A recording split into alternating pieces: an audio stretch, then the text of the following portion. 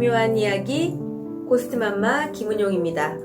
저는 제가 하고 있는 일이 기묘해서 그런지 늘상 제 주변에는 기묘한 인연들이 여러 번 됐었는데요. 제가 결혼했을 그 당시에 한받는 날에 화장도 그곳에서 하고, 모르는 분인데요. 결혼식도 같은 지역에서 같은 날 하게 되고, 신혼여행도 태국이었는데 그 같은 비행기를 타고 같은 신혼여행 패키지로 이렇게 만나게 되었습니다. 우연의 일치죠. 한받는 날도 같은 날 받게 되고, 결혼식도 같은 지역에서 하게 됐고, 신혼여행도 본의 아니게 같은 날 같은 지역에서 같이 다니게 되었습니다. 더 희한한 건 둘이 결혼식은 또 그렇다 쳐도 아이를 갖는 부분에 있어서는 어떻게 그것조차도 같을 수가 없잖아요. 근데 희한하게도 애를 낳는 것도 같은 날 같은 병원에서 같이 낳게 되었어요. 제가 이제 결혼을 하고 아이를 가져서 아이 낳는 날인데, 새벽에 막달이 되면 이제 임산부들이 늘상 화장실을 되게 자주 가게 돼요. 새벽 5시에 일어나서 화장실을 갔는데 물방울 같은 게 똑똑하고 떨어지는 겁니다.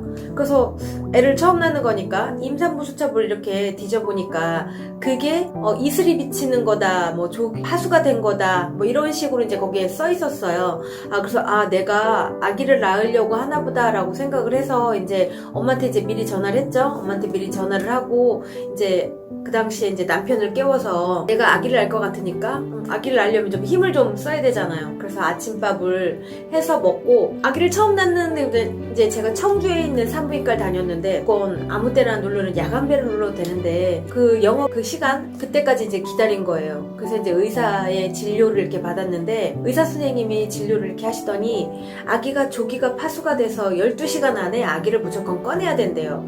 근데 제가 전혀 제 몸의 상태는 아기 낳을 준비가 전혀 되어 있지 않대요. 그리고 골반도 작기 때문에 무조건 그분이 제왕절개를 하라고 저한테 권유를 하셨는데, 엄마한테 전화를 하니까 무슨 소리냐, 자연분만을 해야지. 그래서 의사 선생님한테 자연분만을 하겠습니다 이렇게 말씀을 드렸어요. 그러니까 의사 선생님이 이제 알겠다 그러면 유도분만을 하자라고 이제 이렇게 말씀을 하셔서, 그 병원은 2층이 이제 이렇게 분만하는 곳이 있었는데, 그래서 이제 2층으로 이제 올라갔어요.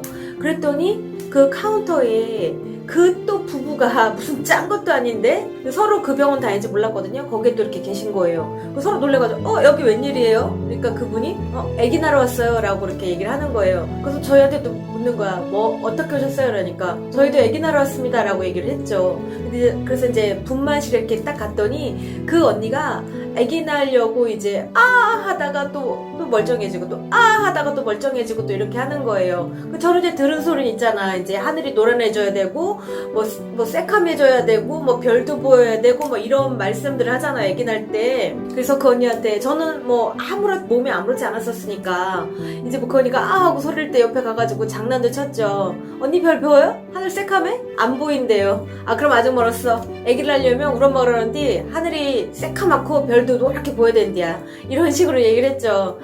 그랬는데 이제 그 언니가 아기를 낳으러 이제 들어갔어요. 근데 아기는 20분 만에 나왔는데 그 언니는 이제 딸을 낳았어요. 그러더니만 의사 선생님이 모자와 마스크를 이렇게 녹색 그 수술복을 이렇게 딱 벗으시더니 저한테 하시는 말씀이 이렇게 얘기를 하는 거예요. 저 평생 그 말이 잊어버려지지가 않을 것 같아요. 아줌마, 저 아줌마는 항문까지 찢었는데 아줌마는 어디까지 찢어야 될지 모르겠다고 그렇게 얘기를 하는 거예요. 그래서 어떡해요? 그럼 그냥 수술해줘요, 이렇게 얘기가 된 거죠. 그래서 이제 수술대에 이제 걸어 들어갔어요. 걸어 들어갔는데 먼저 수술대 이렇게 딱 눕혀놓고 찍하고 감고 이렇게 사지를 다 묶는 거예요. 홀딱 벗겨서.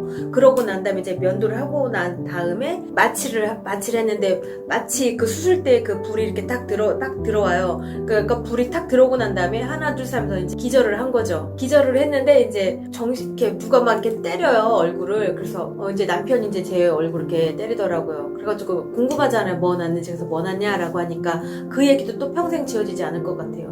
너하고는 다르다라고 그렇게 얘기를 하더라고요. 그래서 내가 아들을 낳거나 이제 그때를 알았는데, 제가 움직이려고 하니까 움직일 수가 없는 거죠. 수술을 해서 이제 얘가 찢어졌기 때문에 움직일 수가 없었어요. 그래서 저는 일주일 동안 입원을 해 있었고, 그 언니는 자연분만을 했음에도 불구하고 또 병원에 일주일 동안 저랑 또 같이 같은 병원에 또 입원을 하게 됐었어요. 그래서 이제 그분은 딸을 낳고 저는 이제 아들을 낳고, 그러니까 많은 분들이 정말 당신네들은 희한한 인연이다, 둘이 사돈을 삼어라 라고 막 그런 농담을 하시더라고요. 뭐 그래서 희한하게도 아기 100일도 같았고 아기 돌도 같았고, 그래서 그렇게 서로가 왔다리 갔다리 뭐 2달에 한 번씩 모여서 그 신혼여행 그 같은 개 모임이 있어서 같이 이렇게 또 모임을 하게 됐어요.